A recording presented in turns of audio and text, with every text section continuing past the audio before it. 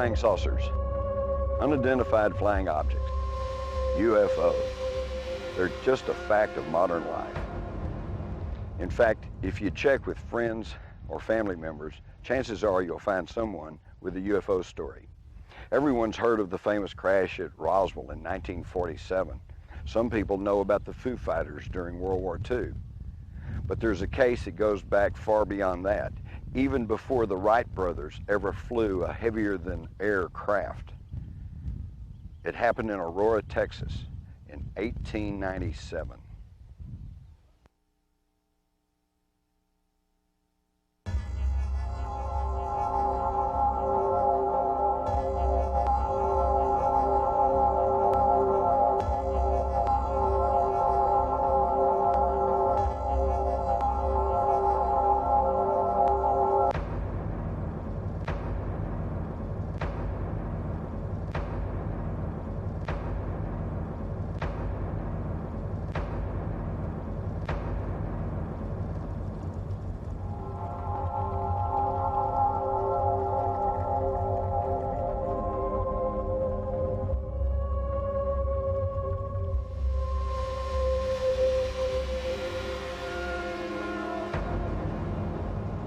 April the 17th, 1897 dawned clear and cool in North Texas when out of the south came a large silver cigar-shaped object dropping lower and lower as it approached the small hamlet of Aurora, located less than 20 miles northwest of Fort Worth. Swooping low over Aurora, the airship moved north toward the home of Judge J.S. Proctor, which was perched atop a flat caliche hill.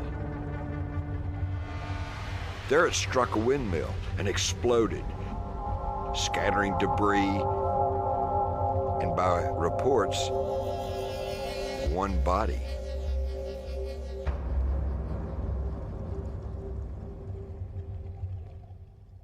Or did it? Despite straight-faced coverage in the local newspapers of the time, the Aurora UFO crash has continued to generate controversy even till today. Here's what I know about it. In the spring of 1973, Bill Case was aviation writer for the now-defunct Dallas Times-Herald.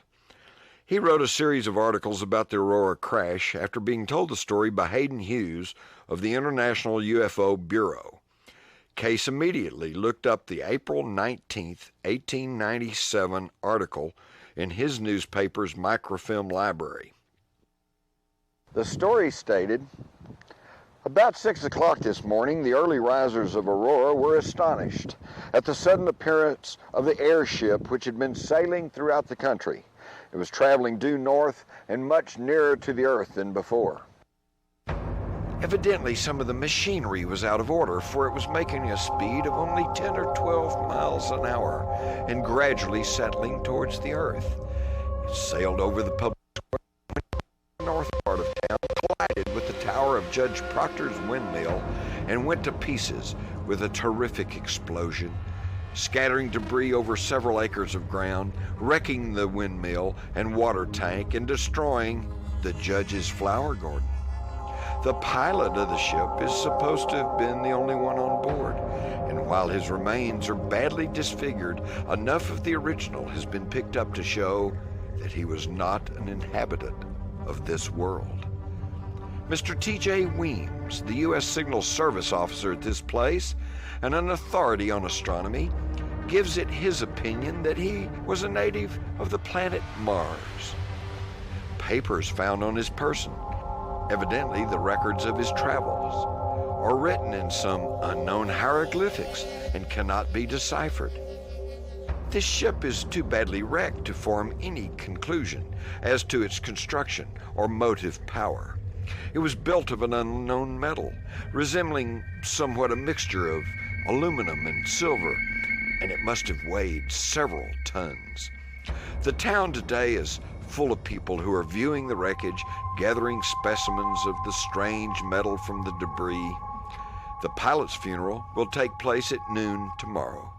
Signed, E.E. Hayden."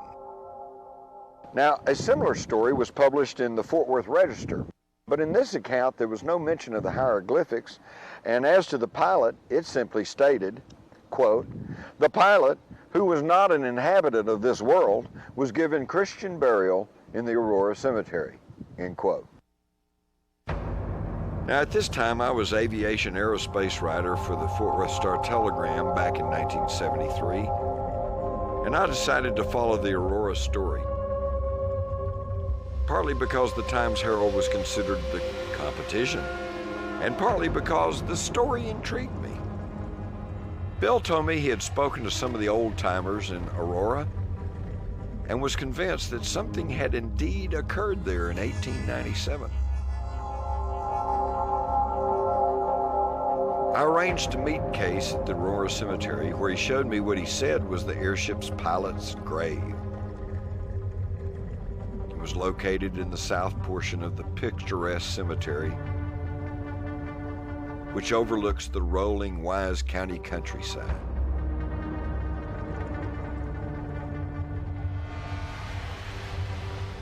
The grave was near a large live oak tree and was not full size. It was obviously the grave of a child or a very small man. At the head of the grave was a crude rock headstone. It appeared that half of the marker had broken off and was missing. On the remaining half was etched a design which resembled a large V lying on one side. Inside the V shape were 3 small circles. The entire design indeed resembled one end of a saucer-shaped structure, and the small circles appeared to be portholes.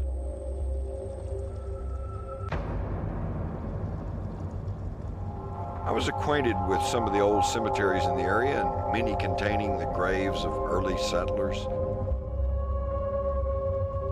and the Maltese cross markers of Confederate soldiers.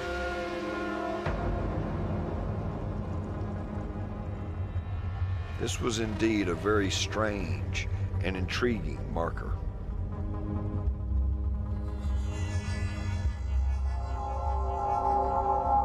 Bill told me he had used a metal detector on the grave site, and it indicated at least 3 large pieces of metal in the grave. One near the headstone, and the other 2 near the center of the grave. He was excited over this find and believed that if the pieces of metal could be exhumed, they might provide the proof of what actually occurred in 1897.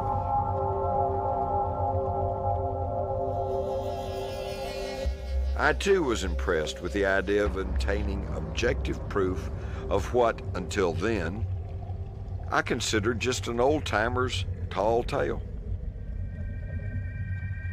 While Case and UFO researchers set out to find someone to analyze whatever might be retrieved from the grave, I began researching the 1897 period, trying to put the Aurora story in perspective.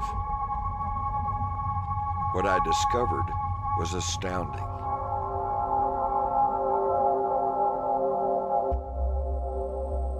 The Aurora story was not an isolated incident.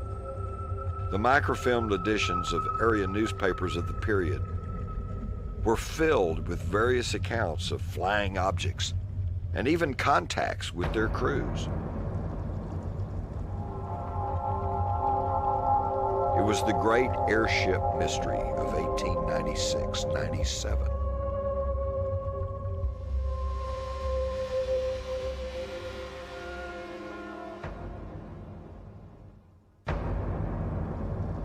It all started in the fall of 1896 when a large airship was seen in California. On the evening of November the 17th, 1896, several hundred residents of Sacramento watched a bright, radiant light undulate through the night sky for more than 30 minutes until it disappeared over the southwest horizon. Observers were able to discern a definite oblong shape behind the light and said that it was moving purposely against the prevailing wind. They also said the object appeared to have propellers and a small cockpit or cabin attached. Some witnesses even claimed to have heard voices drifting down from the object. Apparently, the airship continued its southward journey as it was reported by residents of Oakland on the evening of November the 20th. This time, some observers claimed they saw more than one bright light, one of them being red in color. Thousands witnessed the ship's subsequent passing over San Francisco.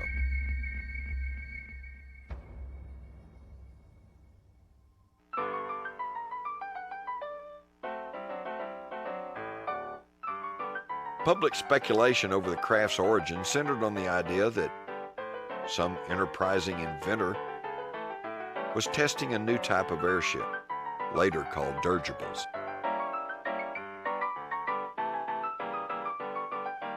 Similar to a French craft that had managed to fly a 5-mile course at 13 miles per hour in 1884. This theory was given added credence when a San Francisco attorney named George D. Collins told newsmen he represented the ship's builder, an aerial navigation scholar formerly of Maine.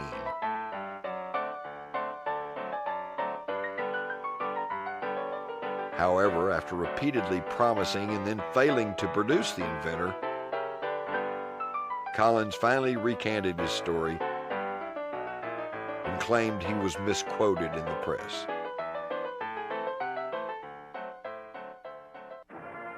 With Collins's light waning in the media, the public relations torch was picked up by none other than a former Attorney General of California, W.H.H. Hart,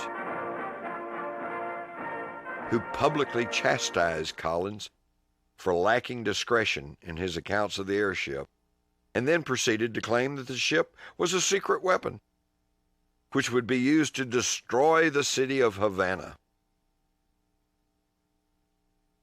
The fact that the United States was not yet at war with Spanish Cuba did not seem to concern Hart.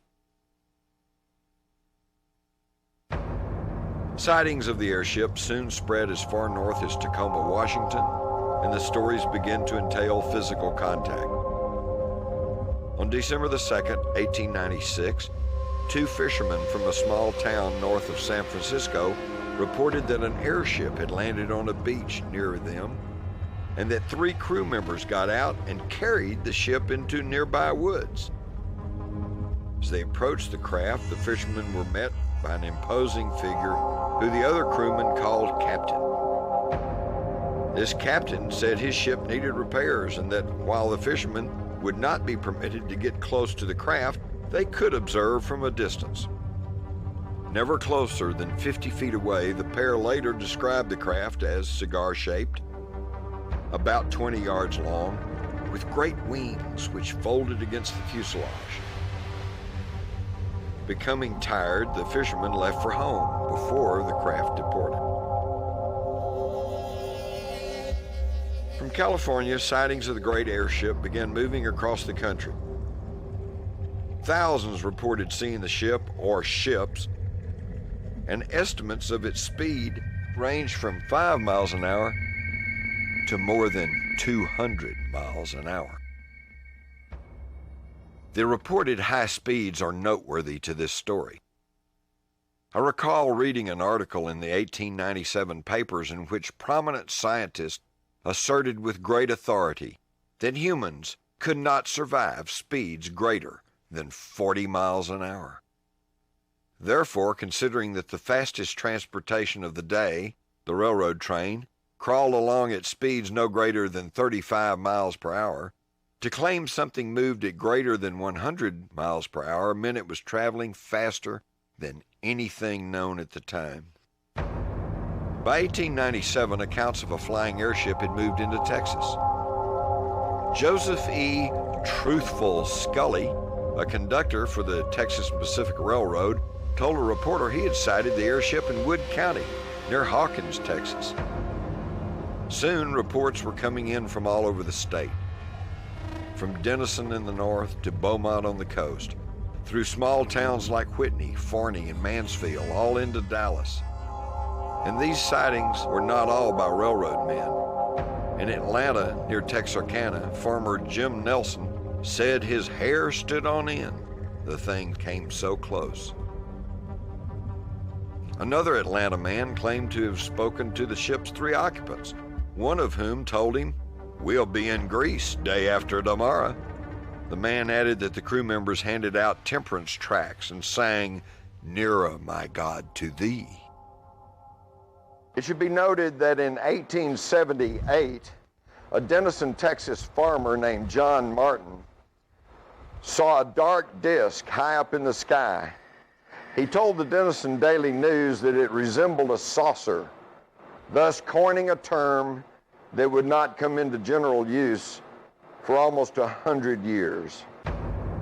C.L. McElhaney and a dozen other residents of Stephenville, Texas, said a cigar-shaped craft carrying a pilot and an engineer landed in the Erath County in early 1897.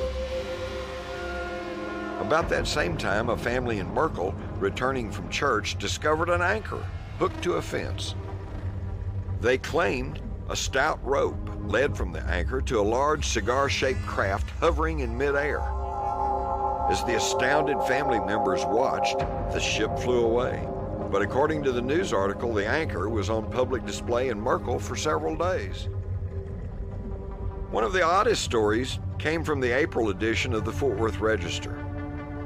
The article said Fort Worth Railroad track inspector Patrick Burns, who had a reputation as a, quote, truthful man, end quote, had his own close encounter. According to Burns, he was inspecting track west of Fort Worth near the town of Putnam. As evening approached, he was about to turn around and return to the city when he saw a bright light ahead. He found a large silver cigar-shaped object sitting on the ground, surrounded by a crew of men clad in blue uniforms.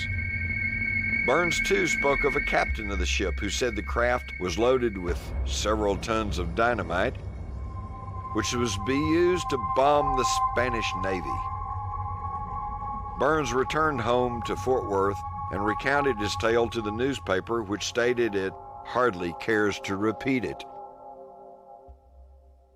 Here again is mention of hostilities with Cuba, yet the Spanish-American War did not begin until well after the mysterious destruction of the battleship Maine on February the 15th, 1898. As Fort Worth Star-Telegram writer Jerry Flemons correctly deduced after recounting Burns's experience, quote, "If a ruler is placed on a map, Aurora lies almost in a straight line between the Putnam sighting and the Ozarks. By 6 a.m., the cigar could have been over Aurora, just in time to destroy Judge Proctor's flower garden." There were hoaxes associated with the flap. In the 1960s, an aging railroad telegrapher confessed that the entire airship story was just a joke concocted by railroad men in Iowa. He said when the joke spread to Texas, truthful Scully was selected to initiate the tale. Yet hoaxes could not account for all of the sightings. It's abundantly clear that something was flying through the air in 1897. And if that something was a man-made dirigible, no one ever has come forward to take credit for it. In fact, the first recorded dirigible flight in the United States was in 1904 when Thomas Baldwin's California Era lifted off from Oakland, California. It was also clear that the great airship mystery did not end in Aurora. Reports of the craft continued for days after the reported crash. Skeptic and author Philip Klass once wrote, "During a 5-day period between April the 15th and April the 19th, 1897, the Dallas Morning News reported sightings from 21 different towns in Texas. During the next 9 days, the Houston Post carried 9 others." In fact, 2 days after the reported Aurora crash, came what may have been the first recorded UFO incident involving a cow. An edition of the St. Louis Globe-Democrat stated that on the night of April the 19th, 1897, farmer Alexander Hamilton reported that a mysterious airship had descended on his farm near Yates Center and, after pointing a powerful spotlight toward the ground, abducted one of his cows with a rope. Of the great airship mystery, author Paris Flamon wrote, "Despite all the eras deriving from intent, ignorance, and overexcitement, nothing altered the fact that tens of thousands of people had viewed the light or lamp or the object or even specific craft. Most relevant was that a considerable percentage of the often detailed accounts originated with highly reputable and responsible individuals." Lights and flying objects are one thing, but how does one explain small uniformed crewmen, anchors, and propellers? One possible explanation was offered by John Spencer of the British UFO Research Association. He said, if some of the airships were of extraterrestrial origin, then it would confirm the theory of cultural tracking, which suggests that many of the devices of the aliens are made to look very similar to the technology of Earth at the time. This was his explanation as printed in his UFO encyclopedia. Others, of course, take a different view. Ardent UFO debunker Class, after reviewing reports of the airship, concluded, "The events demonstrate that when the public has been conditioned by the news media to believe that there are strange objects in the sky, many people report having seen such objects, even when the objects do not really exist." Now, while Class's thesis undoubtedly is true, to a certain extent, it does not hold up when considering the slow transportation and communication of 1897. Radio was non-existent, and newspapers took days, even weeks, to be delivered. Many of the airship witnesses in small Texas towns could not have heard of the other far-flung sightings. After reviewing the airship literature, I could not draw any firm conclusion, so I began to interview the people in Aurora. The population of the little hamlet in 1973 was less than 400 persons. They seemed almost evenly divided in their beliefs concerning the crash. Half claimed it really happened, while the other half claimed that it was merely a hoax perpetrated by Hayden, a literate man who was a stringer for local newspapers and had previously written several satirical pieces. I began to realize that everyone had their own opinion, their own mindset, if you will, which was based on which particular old-timer one chose to believe.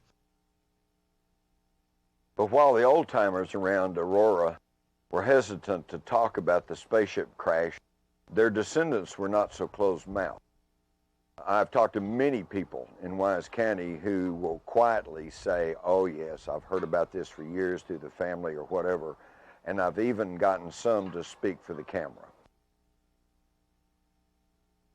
Well, I grew up around here, and we moved out here in the late 50s, and I've been here for a long time. And when I was a kid, we used to go up and play up around Aurora. Some friends of mine, there's the ballpark up there and some other areas. We used to go out and play around there, and there's some older men that talked about where an old spaceship had crashed.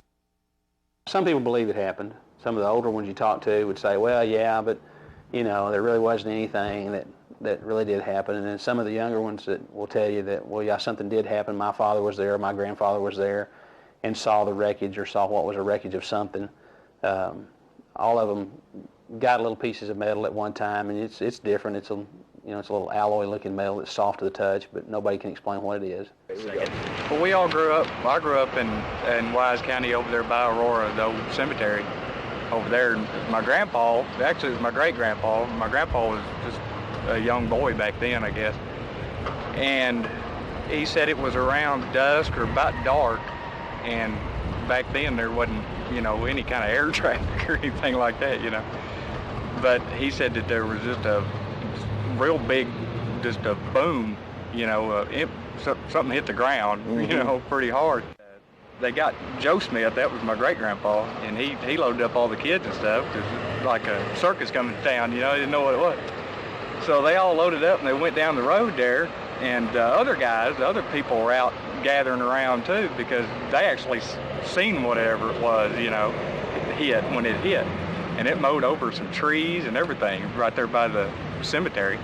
And as far as what he said he saw was just a bunch of debris. I think he said within, just maybe a matter of 4 or 5 hours, that every law enforcement agency that was around this neck of the woods up here was there. Real quick like. Etta Pegues was a stringer for the Fort Worth Star-Telegram in 1973, and hence a major source for the news media regarding the crash. It's all a hoax, she said flatly. I have talked to people who were alive then, and they all said Judge Proctor had no windmill. However, Pegues later published a book entitled Aurora, Texas, the Town That Might Have Been. In her book is an illustration depicting a saucer-shaped spaceship aiming down at a windmill. Poetic license, she snorted when asked about the drawing. Her primary source of information was Robbie Hansen. Robbie Reynolds Hansen said, quote, "They're still trying to bring up the hoax about the spaceship," end quote. She was 12 years old on the day of the crash. Her family lived outside of town, and no one knew anything about it until a man rode by several days later and told the family the story. "Well, I remember my father remarked that the judge really outdid himself that time," Robbie Hansen told me. Wise County Historical Commission Chairwoman Rosalie Gregg has consistently decried the Aurora story as a hoax. Her primary source of information was Etta Pegues. Wayman Reese, who lived 73 of his 83 years in Aurora, told a Dallas reporter, "Wasn't a thing to it, never was. Them old men, all they had to do was sit around, whittle, and joke. They all knew better. Nobody here believed that stuff." Reese had no direct knowledge of the crash and simply disbelieved the old-timers who spoke of it. Now, Brawley and Etta Oates bought Judge Proctor's property in 1945 and lived there for years. A gentleman who had a little self-service filling station in Rome, in Aurora, right there in Aurora, Mr. Oates, we used to go by and he always had a little box that was supposedly the metal that came off the Aurora Spaceman spaceship, and he would give it to us kids, and I kept a little piece of it for years and years and years. Brawley died about the time the 1973 publicity about Aurora broke. "I heard the story for years," said Mrs. Oates, adding, "Nothing grew for years in that one spot in the field where that spaceship is supposed to have hit." Proctor was kind of known as a prankster of sorts at times, and he's given some credit for a lot of this, and Mr. Oates was too. And a family that lives in Rome now that used to live in Aurora told me, said, well, that was just something on a rainy day. Aurora used to be a pretty good sized town, and had several saloons and stores and all kinds of things. And they kind of his opinion was that Oates and Proctor got together and trumped the story up along with some others, and they started the whole thing. The Oates family all suffered serious health problems, including cysts and goiters, which they told me were caused by drinking water from the old well where the crash occurred. "I've been told it's radioactive," Mrs. Oates confided to me. Surveying the crash site atop a flat hill just north of Texas Highway 114, I was struck by a circular area that was clearly different from the surrounding countryside. It was almost bare, and what vegetation was there appeared stunted. But there was no proof that anything had crashed. So I decided to track down a primary source. By 1973, as I recall, there were only 3 people still living who may have had direct knowledge of the crash. One was Robbie Benson, who admitted she had no personal knowledge. Another living witness was Mary Evans, who was then almost 92 years old.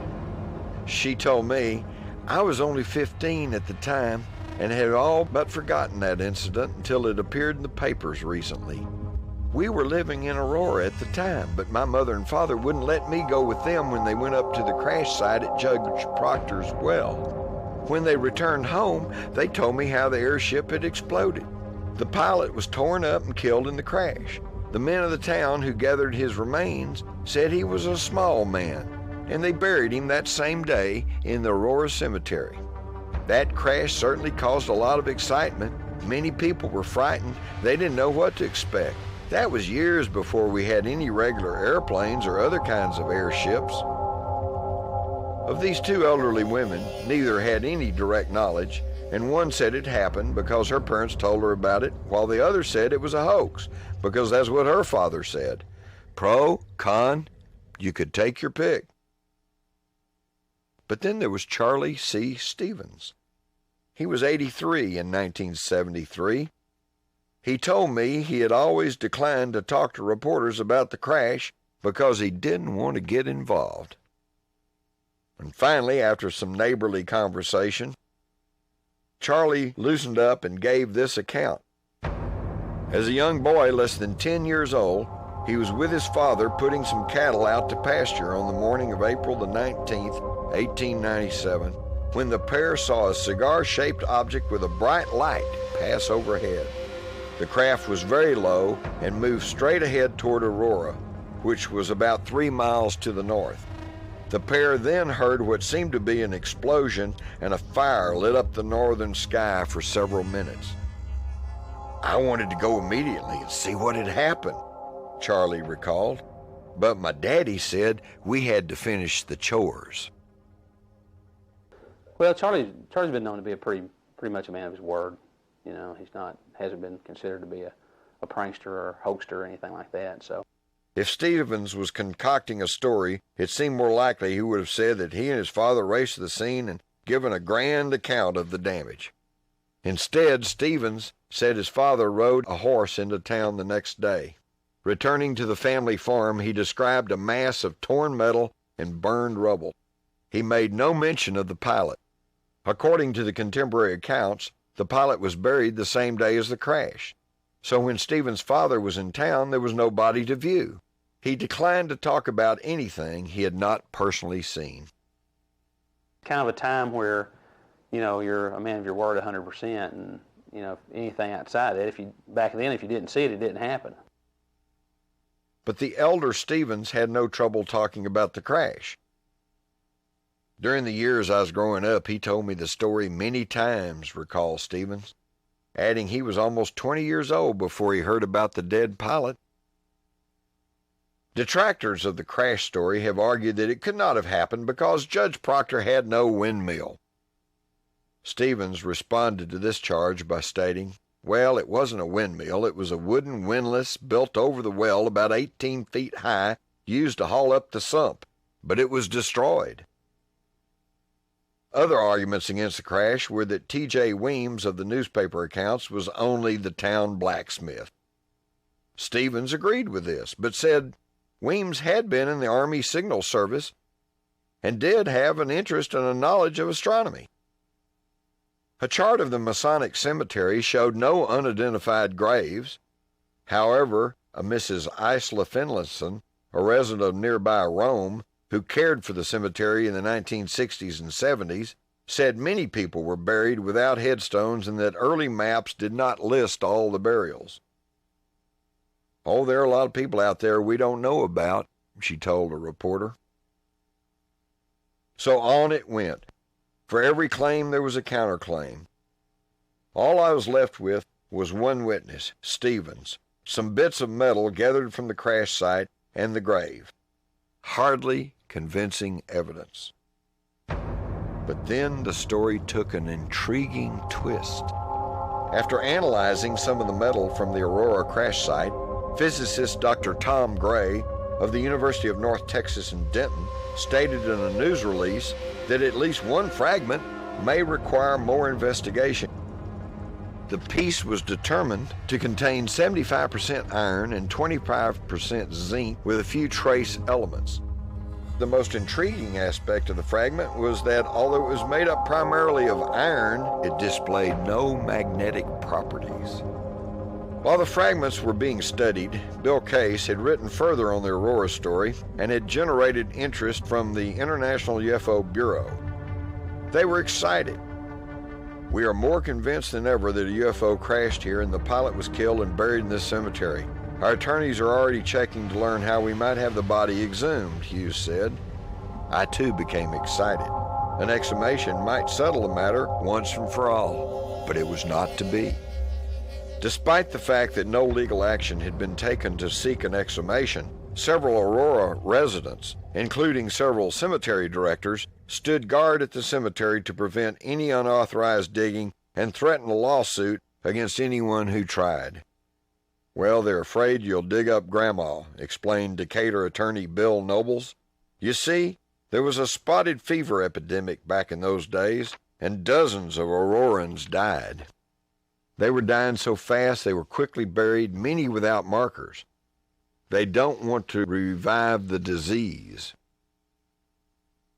H.R. Pig Idell, then Aurora City Marshal, said he rode shotgun on the cemetery for about 2 weeks to prevent any digging. "Oh, we didn't call out the National Guard," Idell recalled. "There was me, the sheriff, a couple of deputies. That was enough. The night after the patrol stopped, the strange headstone was stolen." More inexplicable was the fate of the metal in the grave. A few months after the exhumation furor had died away, Bill Case called me and wanted me to meet him in the Aurora Cemetery. "They took it away," he said cryptically. Bill knelt down and showed me 3 small holes which had been drilled in the exact locations of the metal. "Well, then who do you think did this?" I asked. Bill looked me in the eye and replied, "The government." A year later, Bill Case died.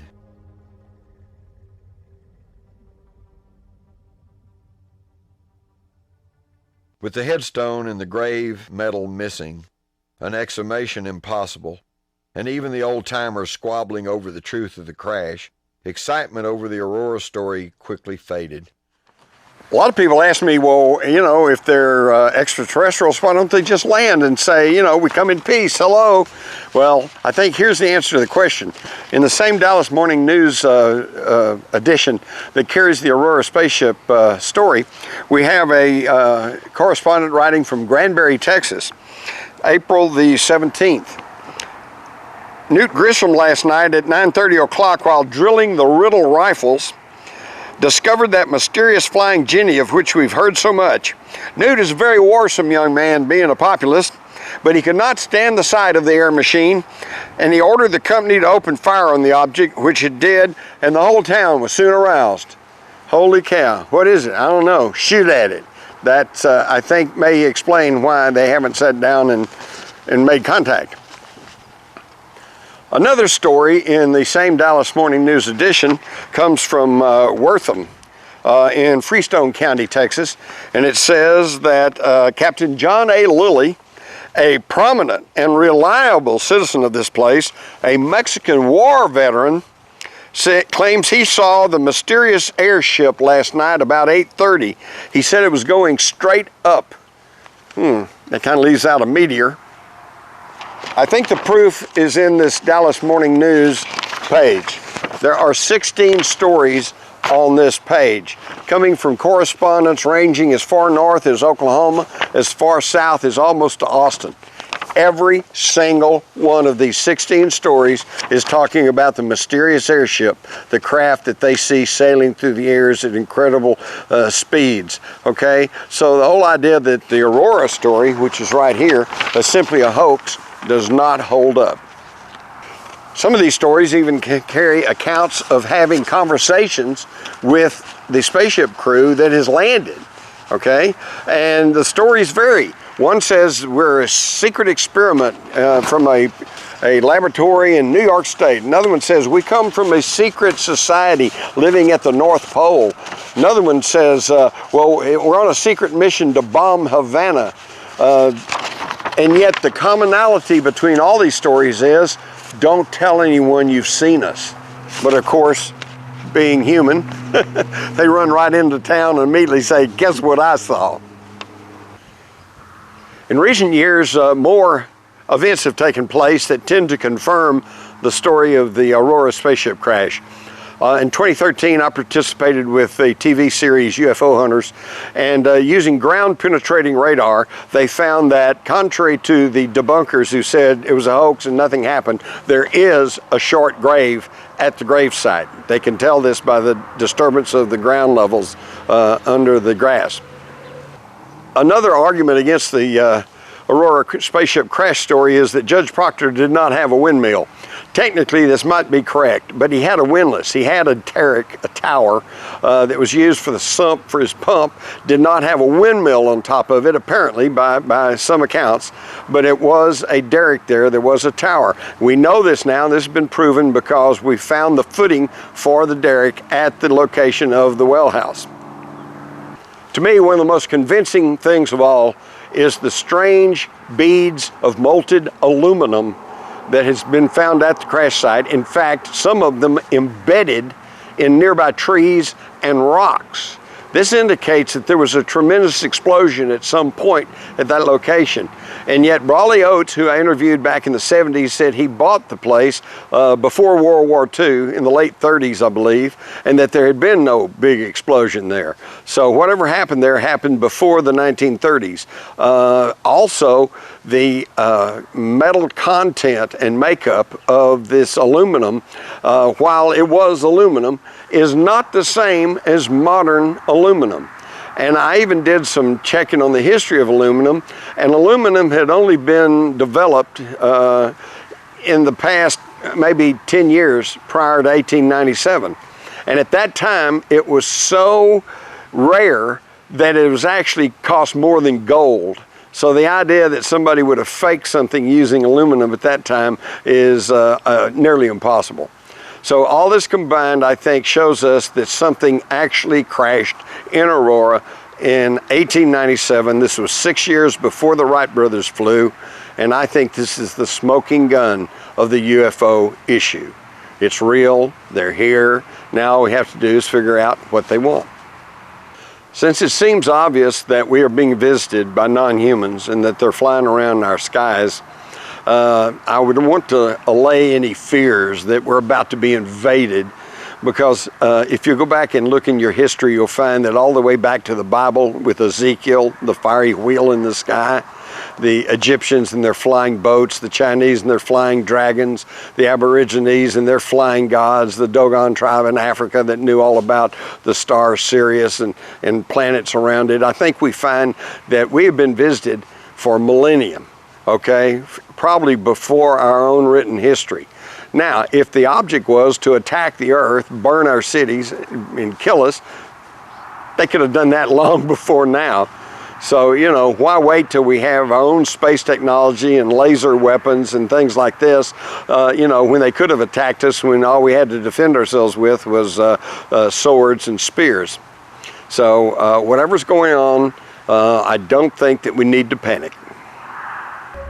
The context of the great airship mystery, the small grave containing significant bits of metal, the puzzling fragment, the deformities of the Oates family, and the recollection of Charlie Stevens.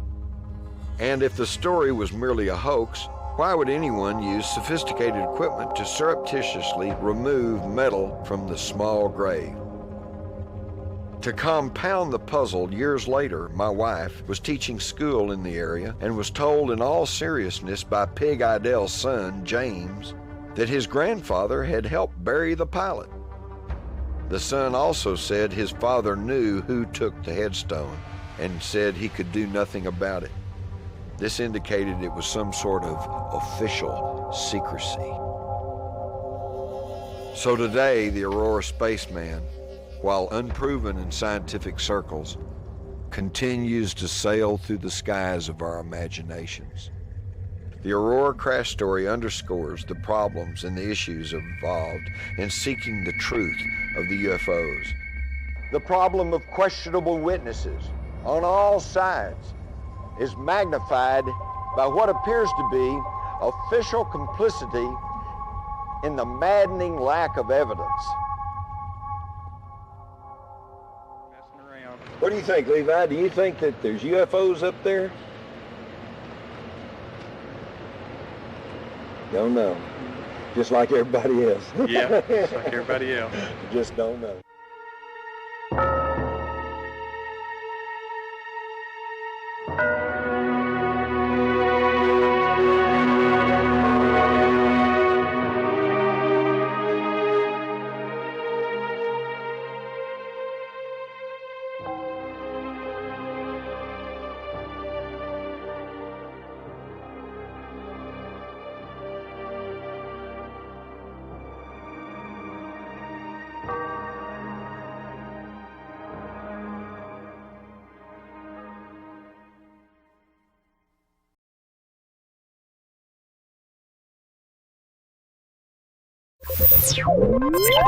You